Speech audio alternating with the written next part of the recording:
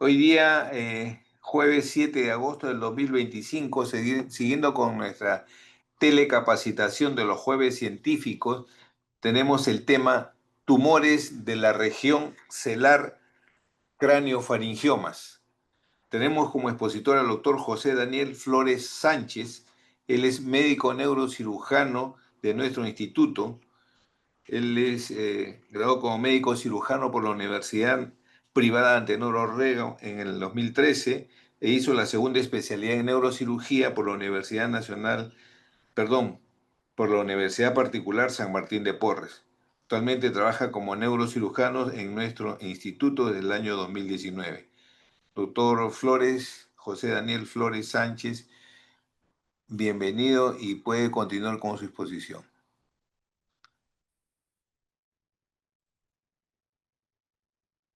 Buenas tardes, muchas gracias, doctor. Voy a proceder a compartir pantalla. Por favor, me confirman si es que se puede visualizar.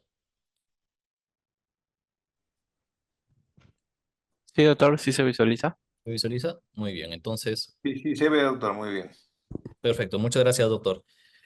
Bueno, buenas tardes con todos. En esta oportunidad vamos a hablar acerca de una lesión que es bastante frecuente en pacientes pediátricos, en lo que corresponde a lesiones de esta localización, ¿no? ¿Cuál es el cranofaringioma? Muy bien, bueno, los craniofaringiomas son tumores que por definición y por histología son benignos. Eso significa que no hacen metástasis, sin embargo, el comportamiento que tienen suele ser de un tumor en alguna literatura calificado como muy agresivo o maligno, pero por el comportamiento, no por la histología. ¿Y a qué se debe? A que el paciente con craniofaringioma usualmente hacer una radiación completa es muy difícil y los remanentes que quedan de ese tumor tienen una alta tasa de recurrencia. Además que este tipo de lesiones, por la localización que compromete el hipotálamo, están asociados a múltiples comorbilidades, incluyendo no solamente la parte visual, sino también endocrina, que es una de las comorbilidades que más puede afectar en el desarrollo de la vida del paciente. Esta lesión hipotalámica lo que puede llevar es a una disminución de la esperanza de vida, que se va a ver reflejada en la evolución de los pacientes, ¿no? Em, Vamos a hablar un poco acerca de la embriología, por eso le puse esas imágenes, pero vamos a verlo un poco más adelante. Muy bien. Los craniofaringiomas van a representar aproximadamente el 3% de todos los tumores intracraneales. Esto es hablando entre adultos y niños. Sin embargo, entre el 33 al 54% de los craniofaringiomas van a ocurrir en pacientes pediátricos, o sea, es mucho más frecuente en niños. Representan hasta el 9% de todos los tumores cerebrales pediátricos, pero tiene una incidencia general de 1,9 casos por millón de personas al año, ¿no? La incidencia tiene dos picos. El primer pico se da entre los 5 y los 15 años y el segundo pico se da en adultos entre los 40 y los 70 años. No hay una predisposición por sexo, tampoco hay una predisposición por raza, y es importante saber que más del 50% de los pacientes pediátricos que tienen tumores supracelares tienen como histología el canofaringio. Otro tipo de tumores celares pueden ser los macroadenomas de hipófisis, que es menos frecuente en pacientes pediátricos, tumores como como el blastoma pituitario, que es una enfermedad también bastante maligna, pero muy poco frecuente. Respecto a la histopatología, el craniofaringioma va a provenir de los restos epiteliales de la bolsa de Rathke. En esta imagen podemos ver en color naranja cómo se produce la embriogénesis de la adenohipófisis y de parte de que recubre el tallo pituitario. La adenohipófisis se va a conformar a partir del ectodermo de la cavidad oral, que se va a invaginar hacia lo que es la parte intracraneal cuando está desarrollado ya el feto alrededor de las 12 semanas, ya se produjo la migración del embrión, perdón, de las 12 semanas, a partir de las 8 semanas, ya se produjo ya la migración de esta parte de ectodermo de la cavidad oral hacia el diencéfalo, y esto va a conformar lo que es la adenohipófisis y la parte que va a cubrir el infundíbulo, lo que se visualiza acá en color naranja y un poco alrededor acá del tallo pituitario. El resto del conducto, en este caso de la bolsa de Rathke, se va a regresionar, ¿no? Lo que vemos acá, esta línea pequeña, al final se cierra y en la embriogénesis normal de las personas que no tienen esta lesión, no hay ningún problema. Pero aquí en aquellas personas en las cuales quedan restos epiteliales de la bolsa de Rathke, puede ocurrir formación de tumores en todo el trayecto, tanto en la parte de la silla turca como alrededor del infundíbulo, que son los sitios donde se originan este tipo de lesiones que es el craniofaringioma. Van a existir dos tipos histológicos, el adamantinomatoso, que se produce en adultos y niños, y el craniofaringioma papilar escamoso, que es casi siempre exclusivo de adultos. Hay diferencias entre ambos. Lo más recalcante es que las lesiones más frecuentes o el tipo más frecuente es el craniofaringioma adamantinomatoso, y que este tipo de lesiones se presentan también con calcificaciones en la mayoría de casos. A diferencia del adamantinomatoso, el craniofaringioma papilar suele presentarse sin calcificaciones, es predominantemente quístico y es casi exclusivo de adultos, como les comentaba, ¿no? Las mutaciones genéticas también varían. Es importante saber que se han encontrado dos mutaciones principales. En el adamantinomatoso, el gen CTNBU, que va a conllevar a la no degradación de la beta-catenina, y esto tiene implicancias en la formación y el desarrollo de los tumores. En el caso del craniofaringioma escamoso papilar, se ha encontrado mutación del gen BRAF B600C, y este también se está realizando estudios para poder encontrar de repente alguna forma de tratamiento en la parte genética, ¿no? Respecto a la presentación clínica, como son lesiones de crecimiento lento, van a causar síntomas por compresión. Y esta compresión, al estar localizada en una zona que no solamente incluye el hipotálamo, sino también las vías visuales y la hipófisis, va a tener repercusiones en todas estas áreas, ¿no? El síntoma más común van a ser la cefalea, las alteraciones visuales, el compromiso hipotálamo-hipófisis con disfunción endocrina, que se da hasta en 90% de casos. Lo más frecuente de la parte endocrina es retraso del crecimiento, que es hasta el 75% de pacientes o de niños lo presentan, retraso del desarrollo de caracteres sexuales, deficiencia de cortisol y diabetes insípida, que esto es más frecuente en el posoperatorio. En aquellos pacientes que tienen lesiones muy grandes, ya que ingresan al sistema ventricular o que causan obstrucción del mismo, puede desarrollarse hidrocefalia. En este cuadro podemos ver algunas de las características que ya le he comentado, básicamente para recalcar que lo más frecuente es el craniofaringioma adamantinomatoso, y este se encuentra tanto en niños como en adultos, siendo más frecuente en niños, ¿no? En estas imágenes podemos visualizar en la figura F, ¿no? Los lugares principales de formación del craniofaringioma. Justo lo que estamos viendo de color rosado es la adenohipófisis y la pars tuberalis, que va a recubrir, o mejor dicho, envolver el infundíbulo, que es lo que vemos acá, o tallo hipofisario. En todas estas líneas intermitentes de color negro se origina el craniofaringioma, ¿no? Entonces el craniofaringioma, al originarse en esta zona, puede tener, dependiendo del crecimiento, una apariencia distinta en las imágenes. Por ejemplo, si es que el crecimiento es más que todo hacia la región inferior, es decir, hacia la silla turca, vamos a ver un ensanchamiento de la misma, vamos a ver casi ausencia o no diferenciación de la hipófisis, ya sea neurohipófisis o adenohipófisis, y también puede ocurrir un crecimiento hacia el infundíbulo y hacia la parte superior, ¿no?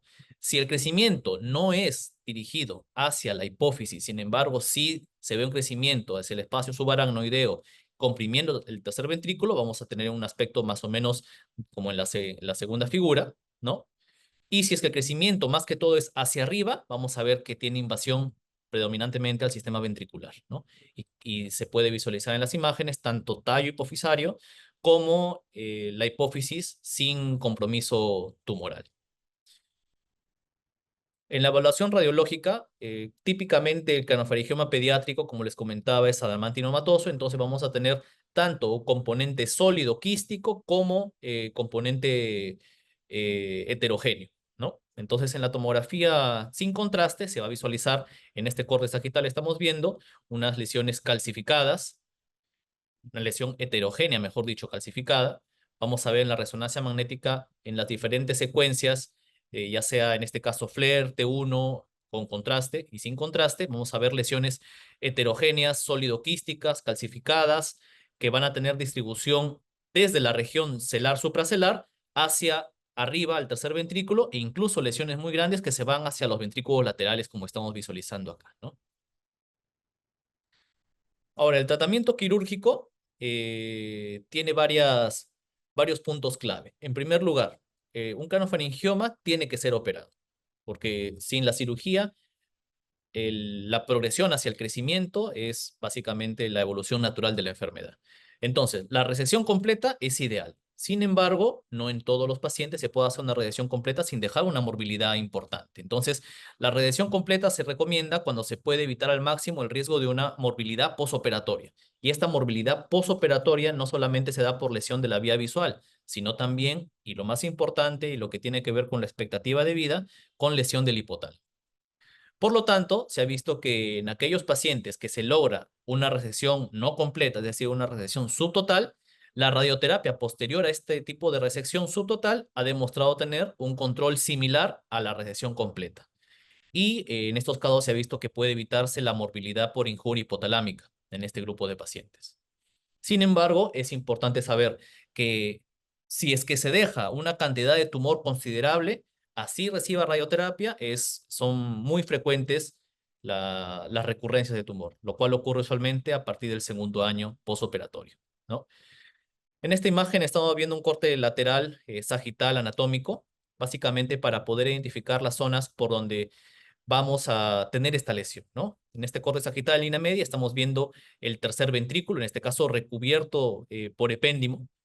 En estas estructuras lo más importante es considerar, lo que estamos visualizando acá con el mouse, espero que se pueda ver, es el quiasma óptico, el piso del tercer ventrículo, lo cual corresponde al hipotálamo, ¿no? Y en esta imagen de la derecha hemos quitado la parte de la pared lateral del tercer ventrículo y podemos visualizar con más claridad quiasma óptico. Hacia las estructuras del piso posteriormente tenemos los cuerpos mamilares, el fornix, que son estructuras que van a configurar la pared lateral y la pared inferior y del piso del tercer ventrículo, que se van hacia, hacia la parte superior. Y básicamente el craniofaringioma puede localizarse en toda esta región. Esta es la hipófisis, el tallo hipofisario. El craniofaringioma puede tanto invadir la hipófisis, la silla turca, o desarrollarse en el tallo hipofisario comprimiendo el quiasma óptico o crecer hacia arriba invadiendo el tercer ventrículo. Entonces, por todos esos motivos se han hecho muchas clasificaciones de craniofaringioma y lo importante con las clasificaciones es poder estimar un pronóstico de los pacientes. Hay clasificaciones diversas, en este caso vamos a tocar dos clasificaciones, una preoperatoria y una posoperatoria, que son las que tienen o las que nos pueden orientar a la repercusión del paciente post-tratamiento. Esta clasificación radiológica preoperatoria tiene que ver con el compromiso hipotalámico y es la clasificación de Puget. Son 3 grados, grado 0, 1 y 2. El grado 0, como vemos en la figura de la izquierda, es una lesión que no contacta el hipotálamo. Y como les comenté anteriormente, ¿qué es el hipotálamo? El hipotálamo está conformado por el piso del tercer ventrículo, es decir, por una estructura, vamos a poner acá un puntero para poder visualizarlo.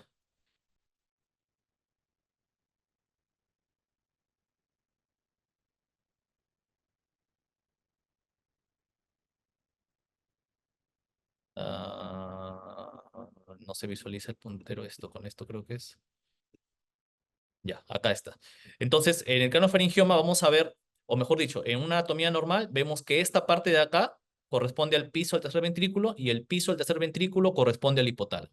Entonces, una lesión de este tipo en la cual vemos que se encuentra predominantemente en la silla turca sin comprometer el piso del tercer ventrículo, es decir, sin comprometer el hipotálamo, es una lesión grado 0.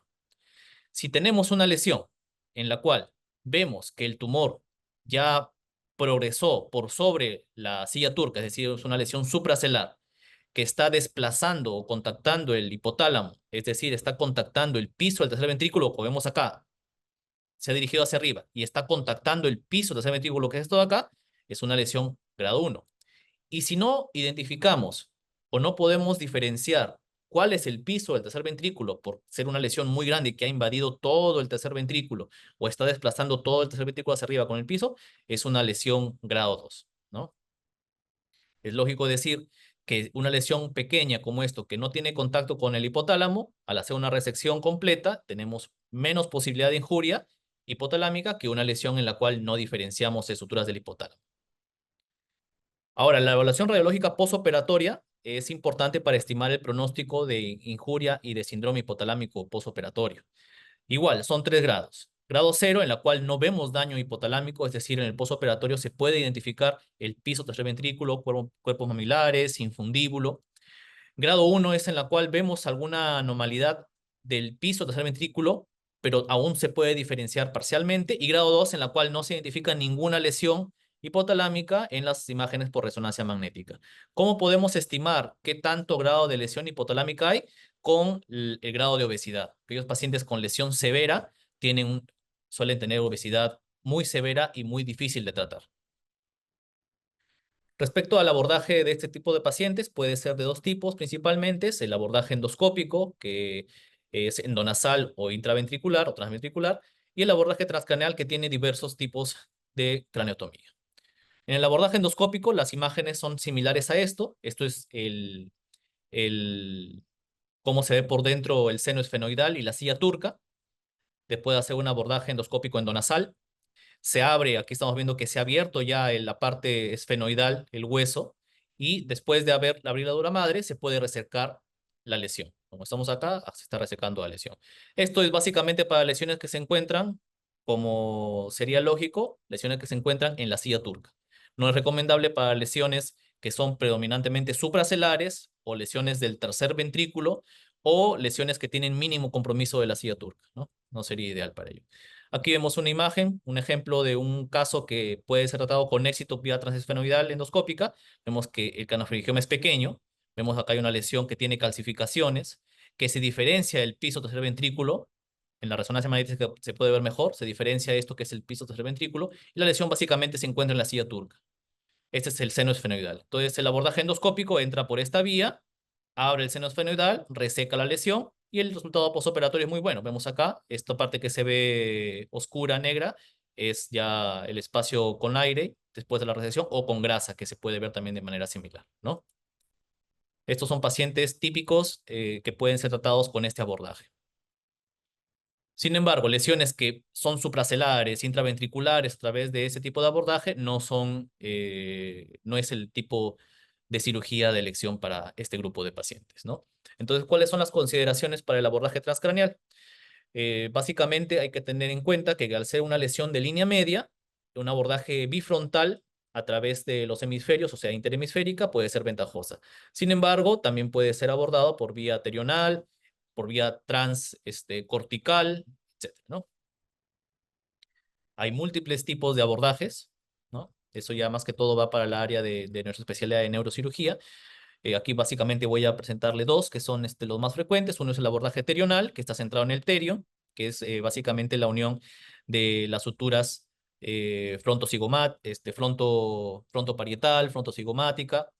En este caso vamos a ver que después de resecar esta parte del terio, se puede visualizar claramente al hacer un abordaje transilviano todas las estructuras importantes que llegan a esta región celar y supracelar, ¿no? La arteria carótida, la arteria cerebral anterior, cerebral media.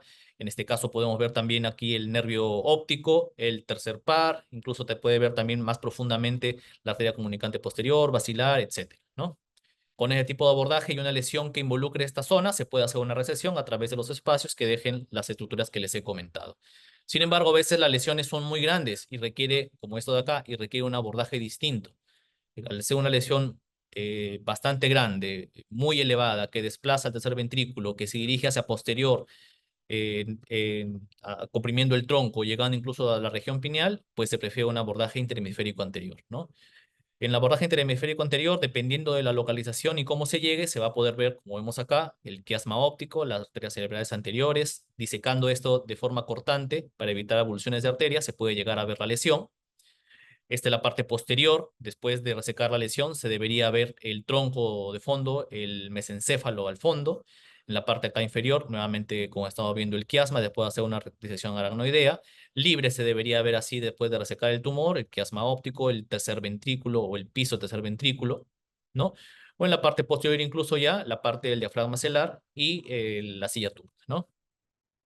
Ahora, resultados postoperatorios. Es importante saber que este tipo de tumor anteriormente tenía una mortalidad altísima, no solamente intraoperatoria, sino también postoperatoria por las complicaciones endocrinas que habían, sobre todo por la diabetes insípida. Actualmente, a tener desmopresina, vasopresina y al tener un seguimiento estrecho del flujo urinario y del sodio, se ha reducido la morbilidad. Sin embargo, aún es muy importante. Tanto la mortalidad operatoria puede llegar a ser hasta el 4% en algunas series y la morbilidad en neuroendocrina postoperatoria puede llegar a ser del 15 al 25%. Esto es más frecuente en aquellos pacientes que se logra una radiación completa. Y esto tiene que ver mucho, como les decía, con la alteración o la injuria en el piso del tercer ventrículo. Ahora, se ha visto también los resultados postoperatorios en pacientes que reciben radioterapia. En aquellos pacientes en los cuales se hace una resección subtotal sin radioterapia, ocurre una progresión tumoral hasta en 85% de casos. En aquellos pacientes con resección subtotal con radioterapia se puede ver una progresión, pero tan solo del 20 al 25% de casos.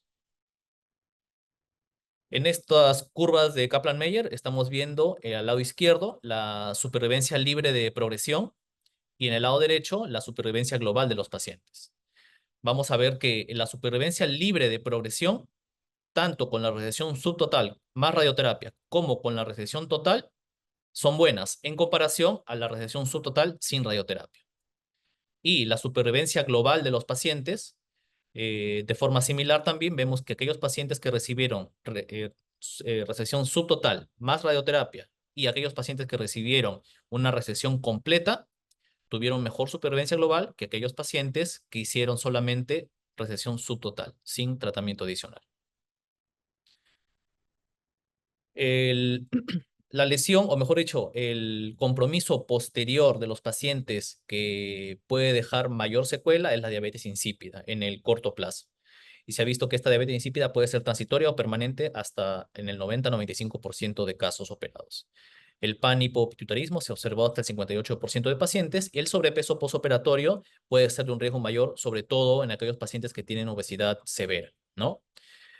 Una lesión hipotalámica, ya sea por invasión tumoral o por la cirugía en sí, se ha correlacionado con una reducción hasta de 20 años en la supervivencia global, una peor capacidad funcional a largo plazo y un aumento del IMC que se ha encontrado en pacientes postoperados ya durante la adolescencia, ¿no? Pacientes que fueron operados de niños o ya prepúberes, en la adolescencia se ve que pueden desarrollar una obesidad importante. La recurrencia de enfermedad puede presentar como síntoma inicial el deterioro visual por compromiso del quiasma óptico nuevamente.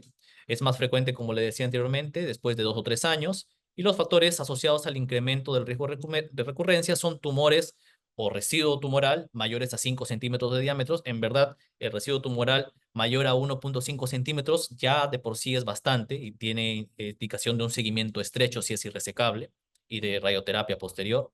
Tumores que son altamente calcificados, tumores con extensión más allá del espacio supracelular y aumento de marcadores histopatológicos como el Ki-67, el P53 y osteonectina, ¿no?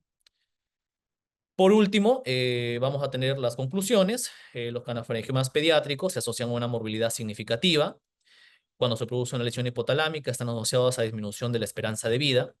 La estrecha proximidad de estas lesiones con las vías visuales, el tallo pituitario, el hipotálamo, va a predisponer a los pacientes a una importante disfunción tanto visual, endocrina, cognitiva y neurológica. Muchos de estos pacientes, olvidaba comentarles también, pueden desarrollar trastornos psiquiátricos, alucinaciones, en el corto plazo que pueden ser transitorias o permanentes. La resección completa es el tratamiento ideal. Sería óptimo en los pacientes. Sin embargo, intentos muy agresivos en lesiones invasivas pueden exponer a los pacientes a una lesión hipotalámica mayor, ¿no? Para estos casos, se puede hacer radiación subtotal, seguida de radioterapia y un control estricto de los casos. Debido a los innumerables efectos neuroendocrinos asociados, puede considerarse esta enfermedad como una enfermedad crónica que requiere un seguimiento multidisciplinario, tanto por neurocirugía, endocrinología, que son las especialidades que van a tener más de cerca al paciente en consultorio, pero también va a tener, en este caso, seguimiento por neurología, medicina física, rehabilitación, psiquiatría, etc. Eso sería todo de mi parte. Muchas gracias.